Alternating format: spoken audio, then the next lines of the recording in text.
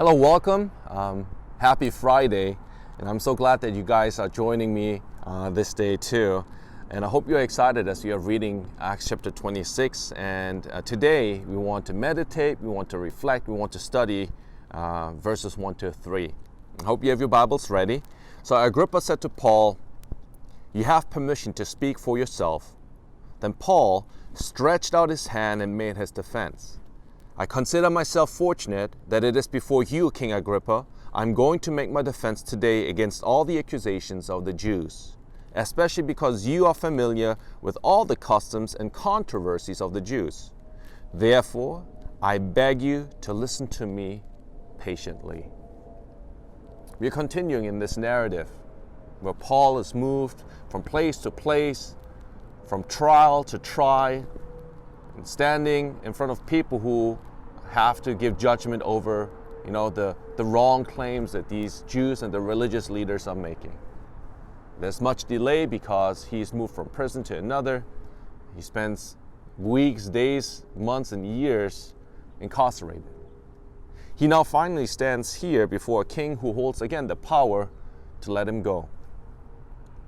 And as I'm reading through these 3 verses, and I have read through the entire chapter, and we know what unfolded, everything leading up to here, we know that again Paul stands in front of someone who holds the power to set him free. And what came to my mind as I was just meditating through these 3 verses, I was just thinking, would I be able to plead always the case for Christ? What do I mean by this? If I would be standing in front of a king and I'm being wrongly accused, right? The Bible tells us that these claims had no grounds in front of the court and before the law. And I spent so much time now defending myself, defending the gospel, defending, my witness. And now I finally stand in front of this king who holds power again to let me go. What would I have done? Would I have just maybe tried to convince him that I'm a really nice person? I would have convinced him that I'm innocent, that I have a family, maybe that I'm a person of influence and that I can be of benefit. I would maybe try to convince him that I'm an educated person, that that I'm a man of reason, and I would have just tried to plead my case. And Paul does that. Paul talks about his life. Paul talks about himself, but it is in comparison, when we just look at the unfolding story, this narrative between him and King Agrippa in chapter 26, that the majority of his effort, the majority of his time is not just talking about him, he's talking about Christ.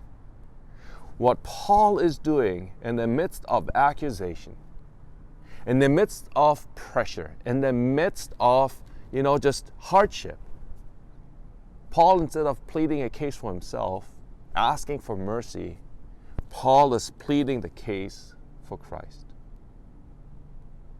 And I hope we can do that. I hope that not when we're just comfortable, not when we're just doing okay, that we are talking about our faith, that we are talking about the gospel, but even especially in times when we are not doing well, when we are accused wrongly, when there is pressure, when there's hardship, that we are able to plead a case for Christ. And I think, a lot of us have experienced this. When I talk to you guys and, when I'm on the phone, when I have Zoom conversations with you, you guys share with me, PJ, you would be so surprised, but I think one of the positive outcomes of COVID is that so many friends around me who do not have faith, who are not Christians, are so much more receptive, are so much more open towards me sharing.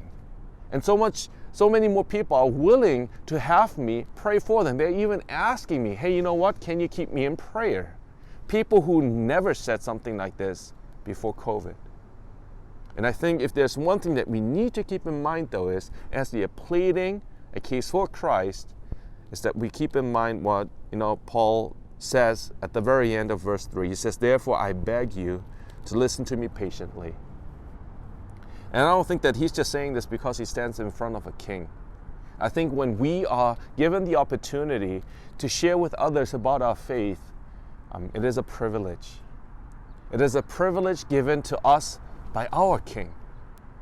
And so we need to beg, not just out of weakness, but asking for patience, asking for willingness to understand. And we need to ask our King, God, to help us, to anoint our lips, to open up our heart, to give us the words that we need to speak, but also that God would anoint this conversation with our friend, but even with this stranger, that hopefully our pleading for Christ, making the case for Christ, testifying, witnessing about Christ, the gospel, the cross, that the gospel seed would fall on fruitful ground.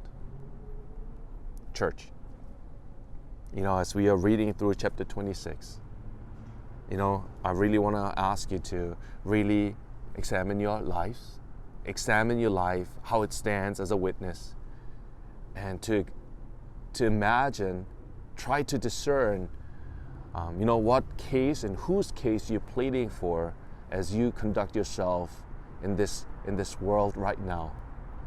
We have 3 prayer topics for you as well, and I hope you can join me in prayer.